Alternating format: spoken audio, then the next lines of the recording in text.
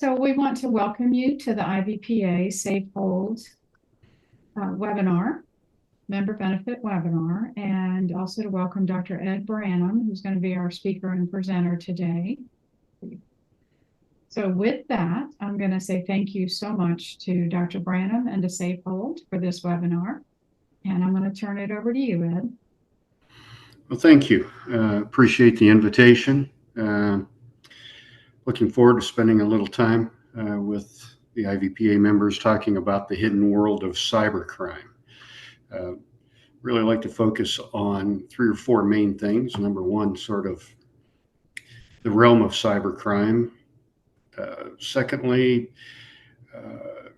the role that cybercrime plays in small business, because I hear a lot of dialogue around that cybercrime is really focused on the large players, and then thirdly, sort of how that plays into veterinary medicine, or at least how I see it playing into veterinary medicine. There's very little data that exists relative to cybercrime and or other statistics specific to veterinary medicine, but there's a lot. And I encourage anyone that wants to read all the statistics they can stand to just Google, cybercrime on the internet, and you'll get more than your fair share of data. And then lastly, sort of what we can do about it. And I'm not going to go into tremendous specifics. I am going to mention some critical components, and then some of the resources that I think are just, frankly, in this day and age, truly necessary in a business where you utilize the World Wide Web and everything associated with it. So with that, there's no question that cybercrime is big business. The latest data that's published out there by insurance companies is that there were $10.3 billion in losses. And again, this is the stuff that the insurance companies paid. And I think we can, kind of is what I see is that the smaller companies and stuff that are affected, a lot of times it's not reported. And also, obviously, there's a very large percentage of companies that don't have insurance, so they have no need to call an insurance company to look for support in related to cybercrime activities. I guess when we started thinking about cybercrime, I always thought about kind of the antisocial hacker, the teenage kid in the basement or in their bedroom that, for whatever reason, thought it was fun to see what things they could get into that they weren't supposed to. Today, there's no question it's organized crime, and I mean it's organized crime at a very high level. We're talking about it to the point of terrorist organizations, funding for terrorist organizations. We're talking about state-sponsored organizations. We're talking about countries that are behind these things. These people, they're pros, and they're using incredibly sophisticated technology and expertise, and they play for real. No question, in today's electronic world, cyber exposure is omnipresent, and unlike many people's perception, as we'll see if we look at a little of the data and if we believe any of it, is that no business is immune, and we need to look at that from that standpoint when we think about managing our own business and our own risks associated with that business. I attended VMX, and I listened to an attorney that specializes in cyber-related exposures, mostly the legal liability associated with having a cyber break. And we'll talk about the specifics of that a little later. But he made a quote that I thought was pretty interesting. He said, and he works a lot with the veterinary profession, thus the reason he was invited to VMX. And his quote was, there are 2 types of businesses today, those that have been hacked and those that don't know they've been hacked. That's maybe a little bit of a stretch, but when you look at some of the data, I'll show you probably where that sort of philosophy came from. So let's look at the statistics relative to small business. I mean, we're independent veterinary practice owners and administrators. So, none of us are the big guys. We're not the aggregators. We're not the corporate entities that participate in multiple, aspects of the animal kingdom relative to our business. We practice veterinary medicine. 43% of all cyber attacks occur in small businesses. 61% of small businesses are targeted annually. That doesn't mean that they get in, but it means at least once over that 12-month period, they've been bumped. Someone's a bot, someone has knocked on their door. Now, whether the door got opened or not, it's a different story. 37% of the cyber attacks that are effective are relative to ransomware. And we'll talk about ransomware in a little bit as well. Interestingly enough, not surprising, because 350% more social engineering attacks than larger businesses happen for small businesses. And that's social engineering is the avenue, if you will, for ransomware insertion into the electronic systems of small businesses. Small businesses, the highest rate of malicious emails. Those are the ones where they're trying to get you to respond to something that's not yours. And obviously the financial impact, and we'll just talk a little bit about it, and I'll let you guys do the math, can be potentially devastating, because there's a ton of laws around what you have to do if you are if your data is compromised. So why small businesses? Well, obviously, number one's money. We talked about ransomware being the number one type of cyber attack for small businesses. Basically, it's a deny of access to your system data. They just freeze it. And for all of us that have moved from 3x5 cards to paper files to now completely electronic files, and in all management of our business, that's a pretty bad. That's a bad morning, and things are starting off on the wrong foot if your computer system's frozen. Typically, at that point, you're going to see an immediate demand for payment, and the data shows that, at least again from a small business standpoint, less than 20% of small business has cyber insurance. I've been doing insurance for veterinarians for quite a while now. I started in 2001. And I'll tell you what, if 20% of veterinary businesses have cyber insurance, I certainly haven't spent a lot of time talking to those people. I think it's less than 5, and so I think 20 is high, at least from a veterinary perspective. And because you don't have insurance, you don't have a third party that's going to step in and relieve you of this denial of data to your system and get you back operating. You're dead in the water. You got clients standing in the exam room, and you can't even pull up a medical file. There's a very high likelihood you're going to pay the ransom demand, and cyber thieves know that, so they use bots and things like that, and they don't try to hit one; they try to hit many. And you get $10,000 a crack or $20,000 a crack from 1,000 or 2,000 small businesses a day, and it becomes real money. What happens when you pay a ransom? Well, I can tell you what the data says. The data says they may or may not release your system access. They typically do. There is honor amongst thieves, it seems like, in the cyber world. Why? Well, probably because they're not nice people. But the number one thing is, now you've become a victim. You've become a proven payday. They know you'll pay, and that's what they want. They also then know that they can take that information and they can sell it on the dark web. And not only the name of your business, but how to get in, and the fact that you actually paid. And so you can bet if you get hit again, which happens very commonly, they're going to ask for more the second time than they did the third time. And the other thing is that they know that if they buy this information off the web, that entity is going to have a much more difficult time procuring third-party protection insurance than they will before they had their initial incursion. Because no insurance company is just going to go in fully expecting there to be a second attack and then them becoming liable for it.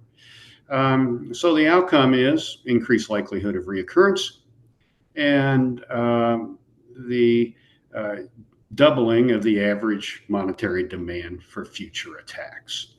So even though paying a ransom may be your only option, if you've got to get your system back up and going and you've got to run your business, but it certainly is not a long-term solution. Personally identifiable information. You talk about PII. What is personally identifiable information? I mean, I'd like to have a dime for every time I've had a person responsible for the management of a veterinary hospital say, we don't keep personally identifiable information in our system. And I go, oh, is that right? You don't have the full names of your clients. You don't have their home address. You don't have their phone number. Passport numbers also, you probably don't have that. You don't have their email address. We'll talk about credit card information and potentially Social Security information a little later, but I can tell you, you have that for very short periods of time. You may not store it in your system and enter it as a line item, but you have it for a period of time for the vast majority of your clients. You know, what's not PII? A business phone, race, religion, gender, workplace, job titles. Very few of those things. You may ask for their business phone number or their business address, but you're probably not going to be asking for the other stuff. So the good news is if they have it, if they look for it, they don't have it. The bad news is it's not personally identifiable information, so you really haven't gained anything. Data breach incursion timeline. This is what I was referring to immediately. For cyber thieves that break in because they want your personally identifiable information, on average, the small business is exposed for 227 days. This is an IBM data security report for 2022. They're still picking up the pieces from 2023. It'll take them quite a while to do the math to figure out how much money was lost in 2023. But you're talking about about 9 months. So that means someone's in your system playing around for 9 months before you even know it occurred, on average.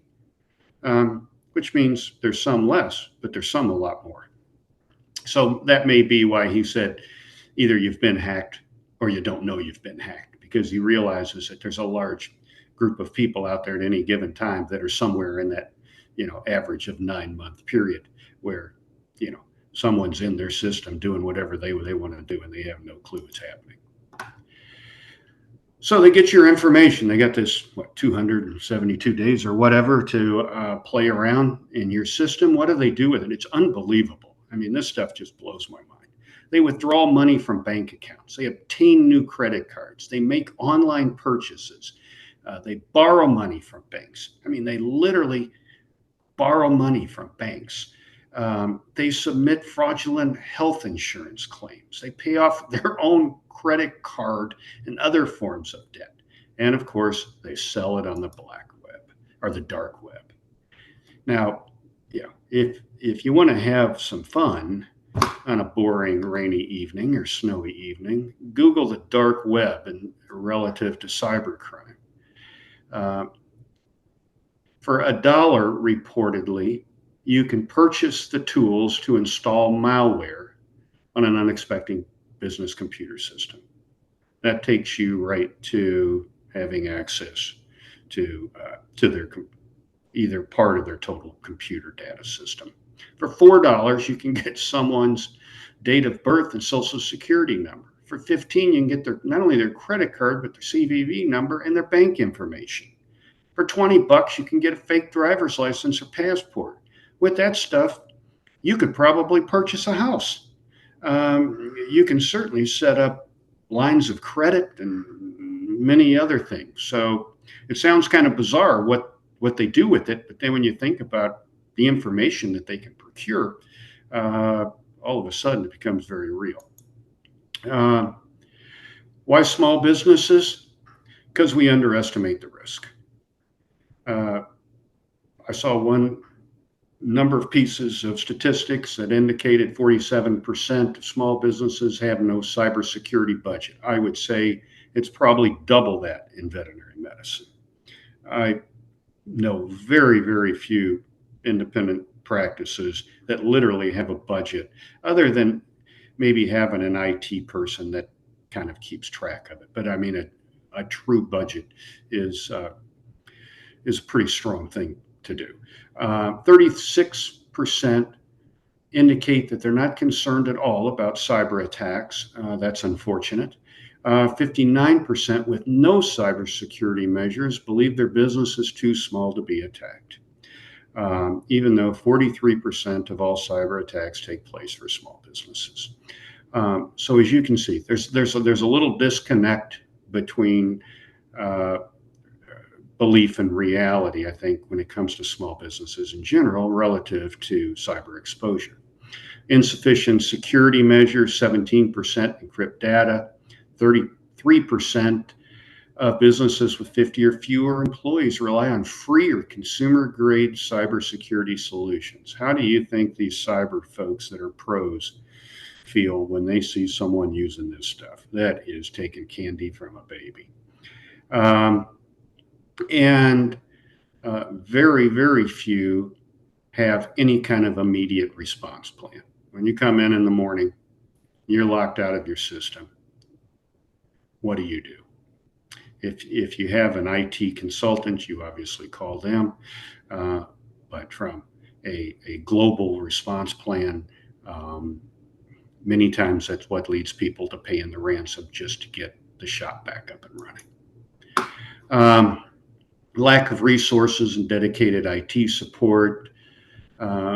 This was a fascinating statistic to me, and I'm not sure how it sits in veterinary medicine, but in small businesses in general, it's reported that 10% of companies still use Windows 7, 7 XP, or 10, all versions that are no longer supported for software security updates by the company that created and sold them the systems. Obviously, inadequate staff training. 90% of cyber attacks are due to human error. No surprise, because we talked about phishing and that type of activity is how the majority of them get in. So malicious emails, things that get you to voluntarily do things versus breaking your system. A large percentage, the largest percentage of these incursions is by getting people who are, make the mistake of thinking they're interacting with somebody when they're obviously interacting with someone very, very different. They also like small businesses because they hijack the computers for targeted distribution of service bot attacks. And we've all heard about, when they shut down Google, where they get these, they daisy chain, small computer systems from, all over the country, all over the world, or parts of the world, and then they just bombard, an unsuspecting business entity, and which basically just overloads and shuts down their whole system. And I'll talk about this a little bit because I think this is really important, and one that we really don't think about is they use it as a backdoor entry point to larger companies, to vendors. And frankly, as you'll see in a minute, it's vice versa. If they can get in to a vendor through their cloud services, they use that to get into small businesses as well. So I mean, that is a two-lane freeway right there. Again, ransomware is your most common security threat. 71% of ransomware attacks are small business. They literally encrypt your data and say, send us money, typically Bitcoin, untraceable, and we'll unlock your system. Weak passwords. Using same. Sure. Yes. We have a question in the chat. Sure. How can someone be guaranteed their attack will end if they pay the ransom, and can law enforcement help? There's absolutely no guarantee. As a matter of fact, the data shows that your chances of being hit a second time if you pay the ransom are far greater than your chances of being hit the first time. So the risk goes up. Not only does the risk go up, but the amount of money they will ask for on average doubles. And law enforcement, I mean local law enforcement, you're dealing with hackers that are coming from, typically from other countries.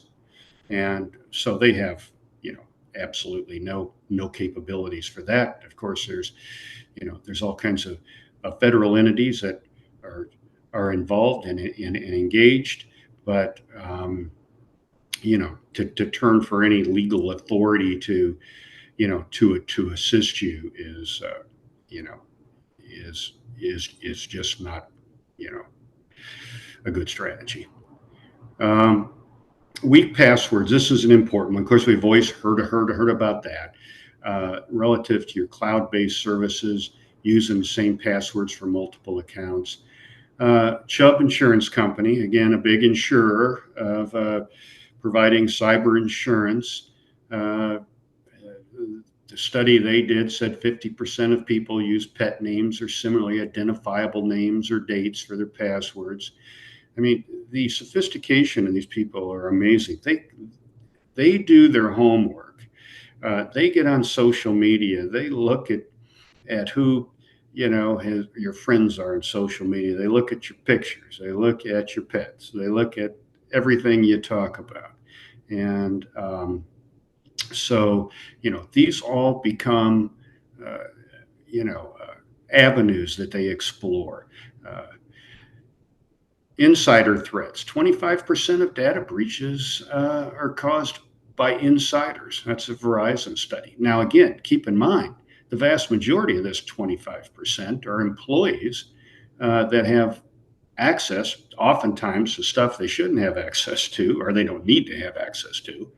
And they make mistakes engaging with people that they think are legitimate, related to the activities associated with the business, and they're not. So it isn't like these people. I mean, I'm sure there's a few malcontents out there that try to blow up the system on the way out the door, but the vast majority of them are just hardworking, good team members that just make a mistake. And I can only speak for my organization, but I tell you what, those little rascals send emails to me quite frequently to see if I'll click on a link or if I'll open the email. And they'll disguise it as something. And then if I do, I get this big thing that comes up. It says, "You've been hacked." And then I get a call and I have to go in and do remedial studies, online studies again, so I don't do it again. So I have been a victim of this on numerous occasions and have paid the price. So they've beat into me to be cautious when I get emails or links that I'm not totally comfortable with. Phishing. We talked about phishing. That's the most common, or social engineering is the new buzzword, but that's the most common form of intrusion. And again, they get us to engage in something thinking we're engaging with people we're not. They pretend to be a trusted contact to entice you to click a malicious link, download a malicious file, give them access to sensitive information, account details, credentials, et cetera, et cetera. We've all heard about it, but but we also fall victim to it as well. And you know, every time my company gets me fishing, I'm like, God, I can't believe they got me again. And they're probably thinking, I can't believe that old man did it again.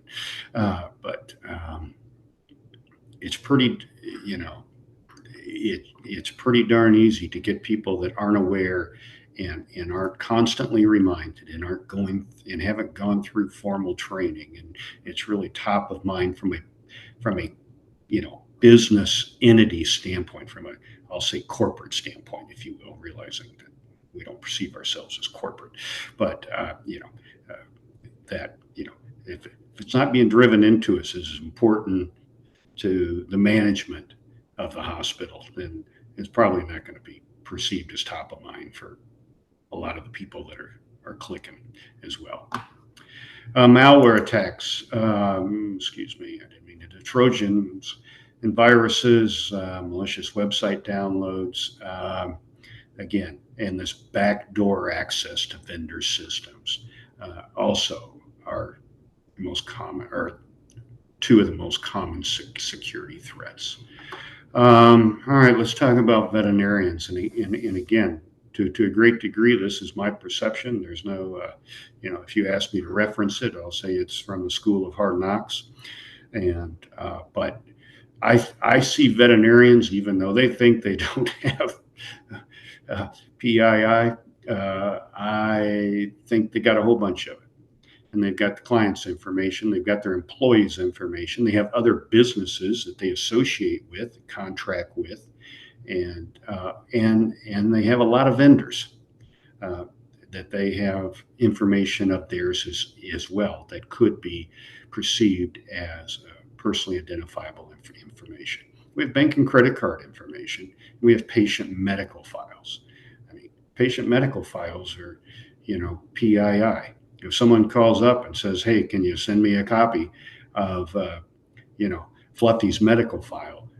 You're going to do a lot of investigation before you turn over that file, even if they're more than willing to pay for the printing cost or whatever else associated with it. You're not going to just say, "Oh yeah, sure, here it is," because you realize that that is private information and that you have a legal responsibility to protect it.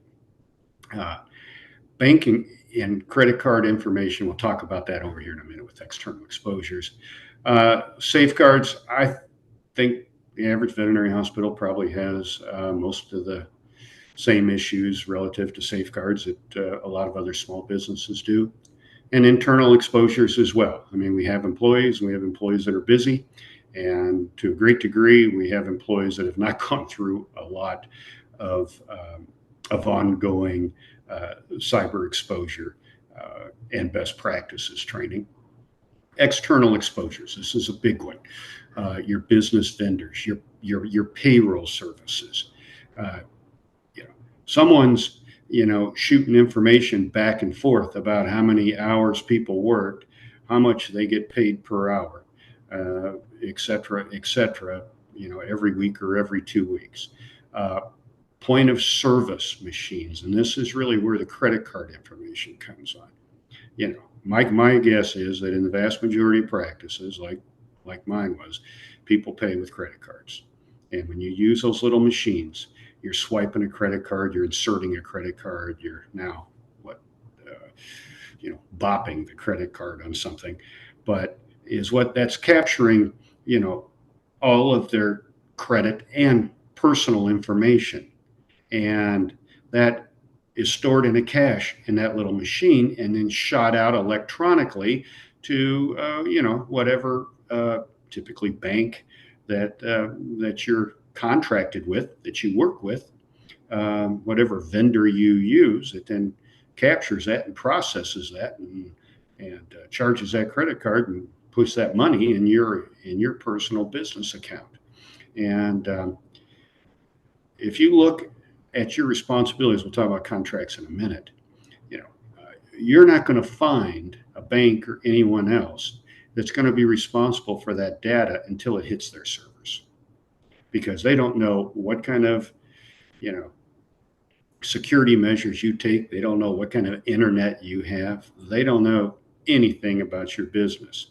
They just know that they're going to be receiving requests for deducting money from someone else's account on that credit card, and then crediting that amount minus a small fee that they keep to your account, whatever account you have provided them. And so during that transmission process, you're responsible for that information. If it's captured in the Ethernet, wherever that is, I keep looking up in the sky periodically. I've never seen anything go by, but they assure me that lots of things are floating by all the time. You're responsible for that. More so than that, if someone's in your computer system, they can get into the cache of those point of service machines.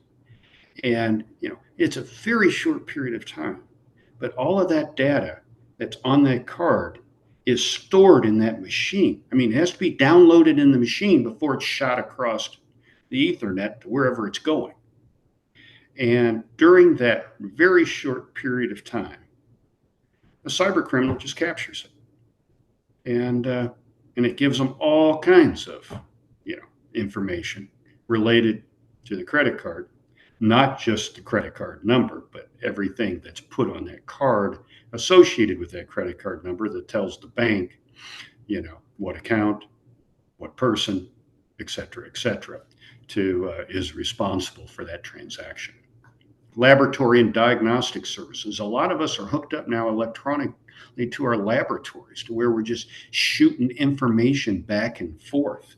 And so, there's software associated with that. There's software on their end, there's software on your end that, allows that, that seamless transaction to take place. They get access at one end, they walk right across to the other end, both ways. Same thing for distributors and manufacturers. Now a big part of, suppliers is creating almost just-in-time inventory, where they can keep track of your inventory. They can keep track of how many of this and how many of that. They know how much you ordered and they delivered. If you run it through your computer system, they know how much you've sold or you've used, and then they automatically send you more stuff when you need it. So there's all kinds of levels and sophistication of interaction taking place between veterinary hospitals and their suppliers that creates boulevards for cyber criminals if they can make that initial intrusion into either one end or the other, and if they can get into yours, on average they got 272 days or whatever it was to play around before you even know it happened.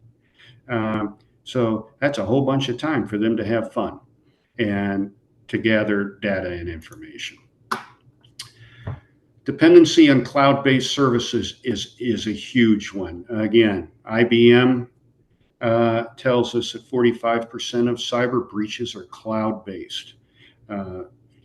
The cloud has been a wonderful thing, particularly for small businesses, because you don't have to fool with servers and you don't have to fool with backups. I mean, I could remember when we backed up our patient data on tapes and floppy disk and all of that, and one of us would take it home in a fireproof box at night, and and at least once a week you downloaded the whole system. I mean, holy cow, talk about archaic. Now we just throw it in the cloud and it's there.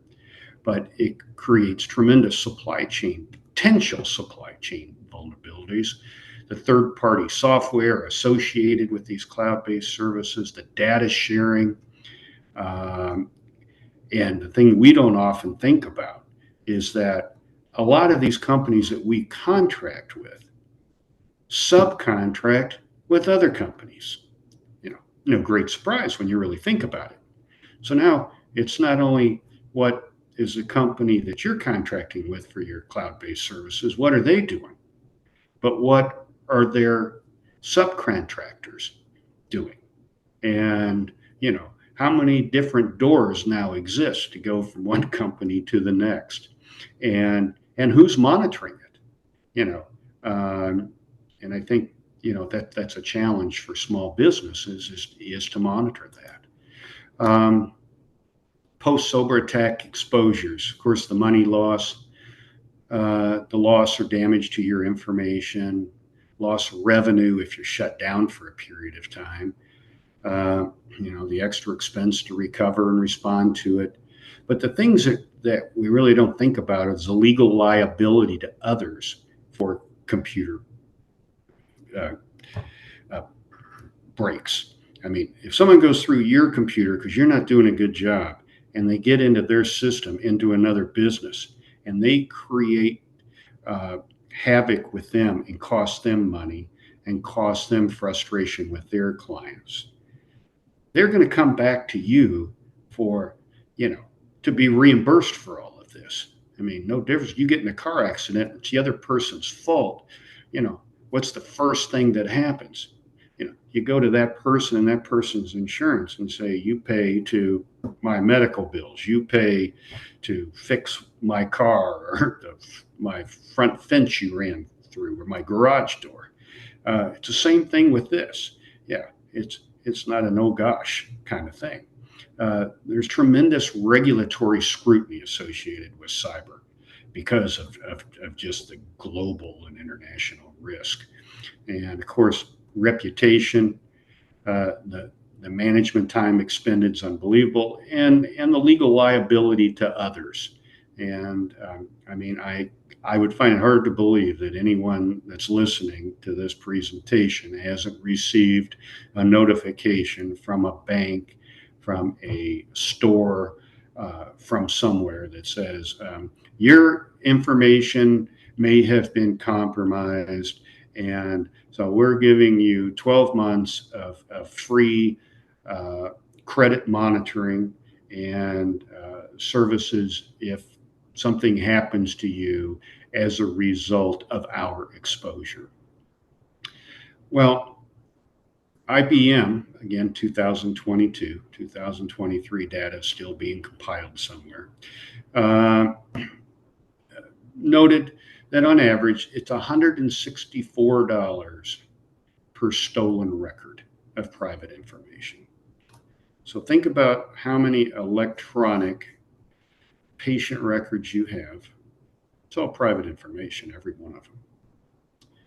And if someone breaks in, how many notifications and is that going to entail? So, when I talk about it could be financially devastating, take your number of medical records and multiply it by 164. Heck, multiply it by 100. And all of a sudden you realize you're talking about real money. Protection strategies. Okay, we've talked about the doom and the gloom and the exposure and the damage and maybe where we are as small, as part of this small business world. What are the protection strategies? And I'm not going to go into super detail in them because we could be here for a week. You could teach a course on this. Only a small portion of which I would be qualified to teach.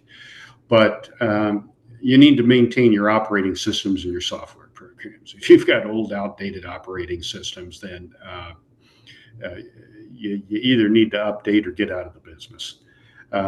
Employee training, critical.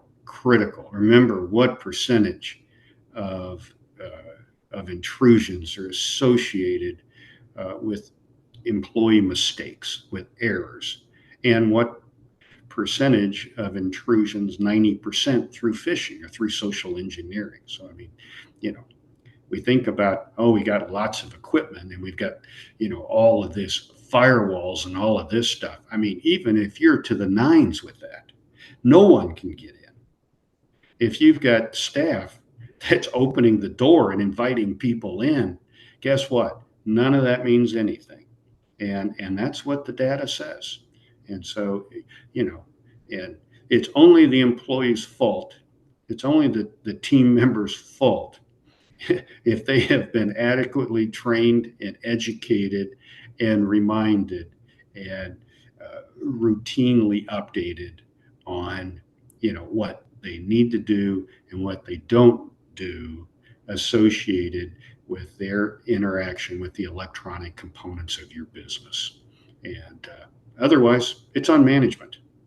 You can get mad at them. Yeah, they did it. But, the bottom line is when you go back and you look where the failure is, it's the employee training. Huge, gigantic. Cannot stress it enough.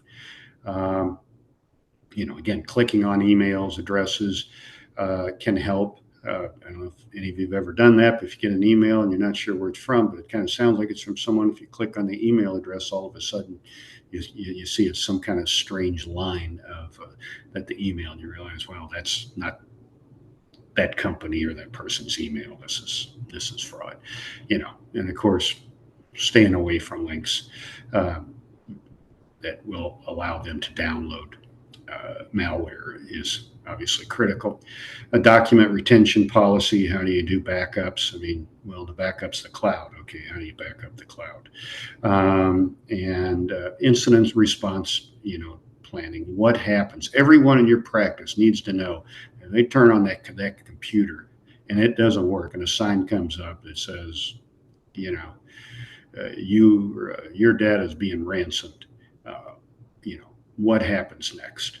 And what is, and are the people that will then be engaged in that, are they prepared to act quickly? And then vendor management. We engage with vendors, we sign vendor contracts. We don't know what the heck they mean. Do you have good cybersecurity? Oh yeah, we've got great cybersecurity. Okay, wonderful. That's good to know. I do too. And that started to say with that and a nickel, you could buy some gum, but now it's probably 50 cents. Vendor management's huge. You need to know their cybersecurity practices before you enter the contracts, not after you have a problem. And you need to know their compliance standards relative to the industry.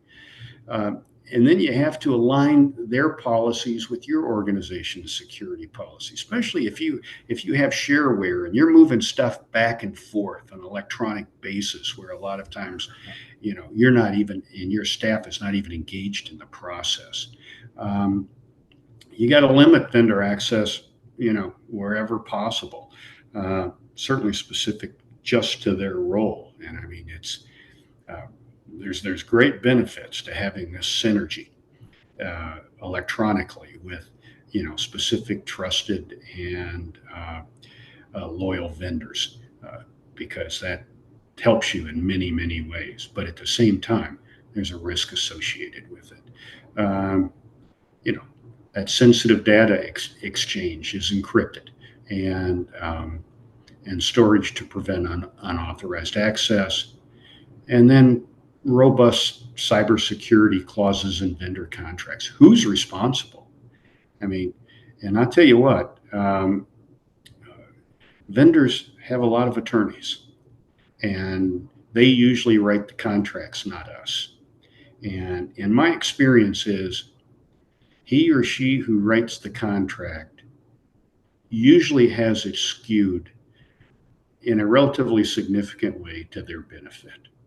And I just sort of look at all contracts in that, whether it's you're leasing your facility and it's the landlord that has created the contract. Read the contract. I'm sure you have. You realize your requirements to do things are a lot greater than what theirs are.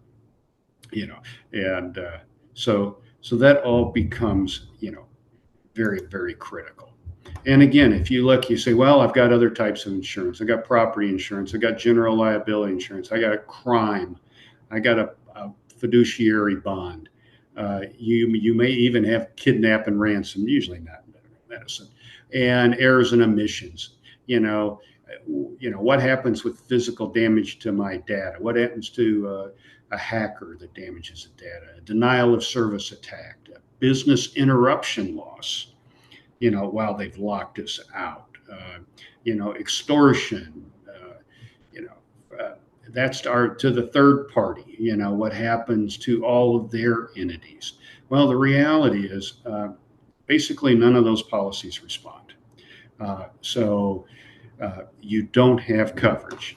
And this was an interesting little statistic too that I pulled off the internet.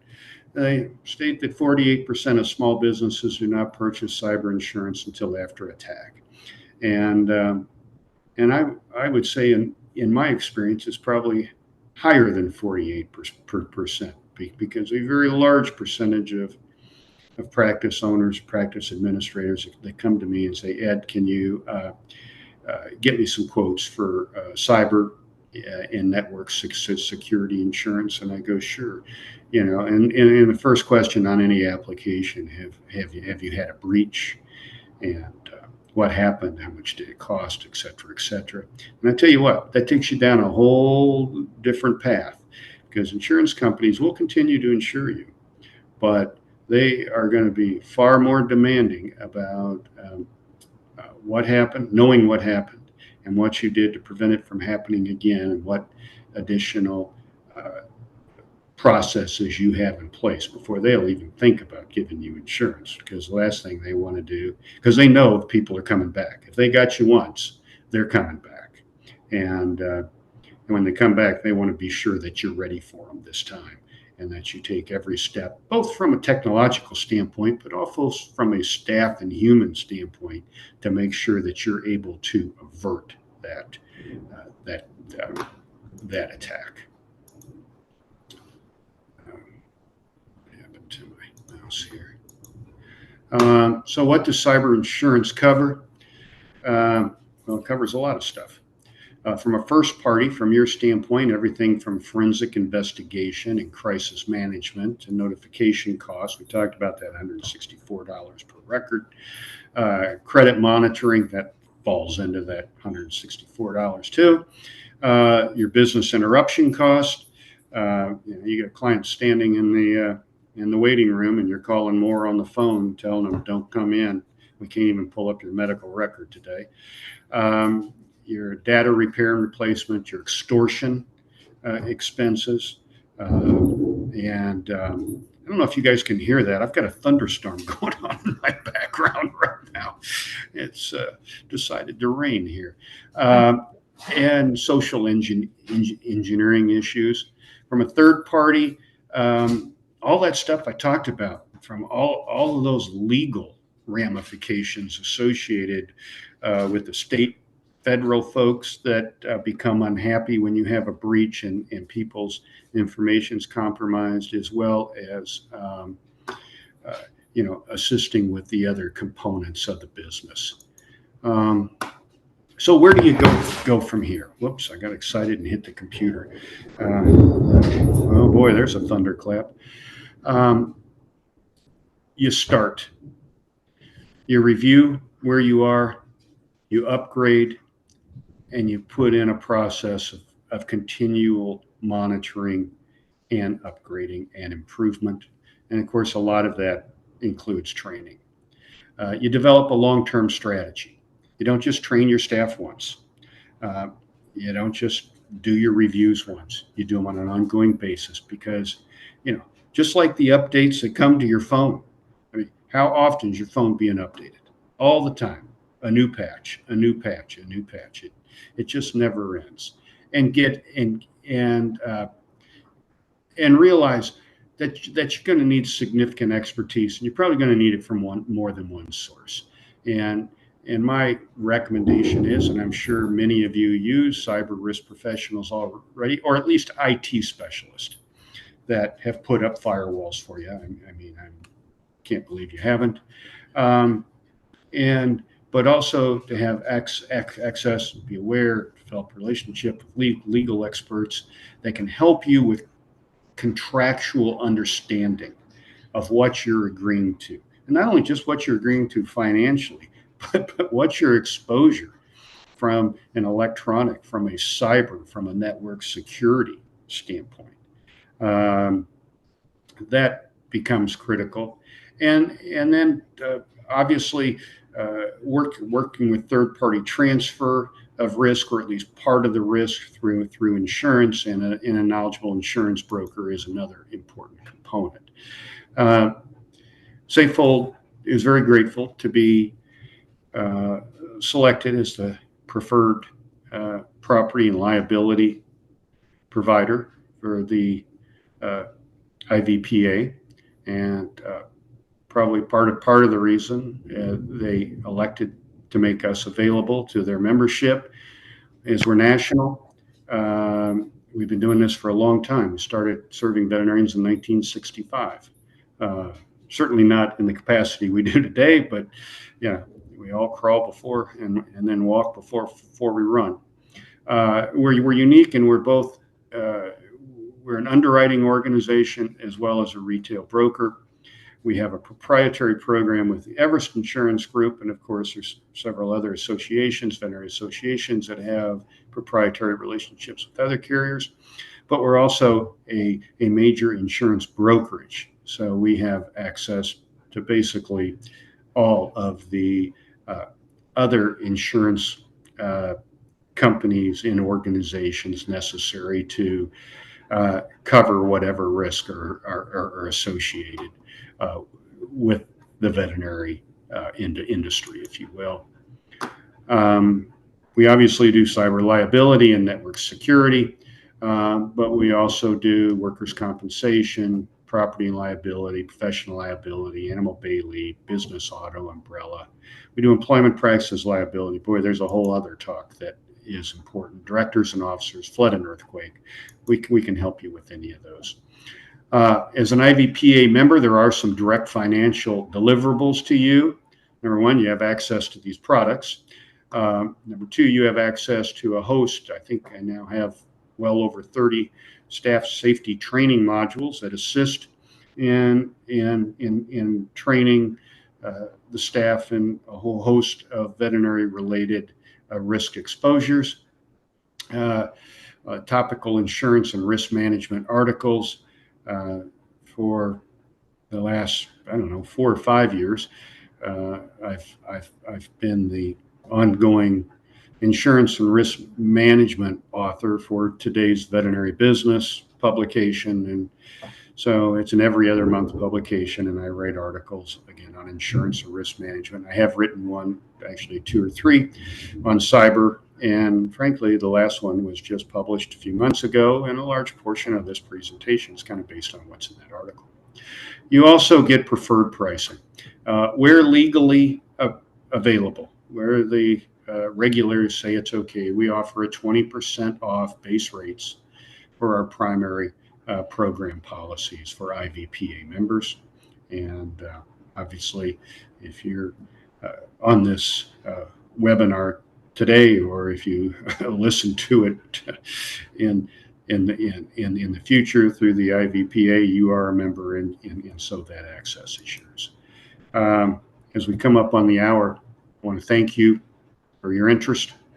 Hopefully I've given you some food for thought, and also some resources to encourage you to engage with, to whatever you're doing today, to continue to move forward with that strategy, and to expand it, and find areas where you can improve, and where you're doing a great job. Double down on doing those, because those will save you a lot of grief and a lot of potential exposure in many different avenues. So again, my contact information's on the board here. Feel free to email me. You got my phone number. Give me a call. More than happy to talk to you. I have a large, talented team of insurance professionals behind me that oftentimes are a lot better than I am at helping you find the right products and services to meet your unique needs. So again, thank you very much. Have a wonderful day.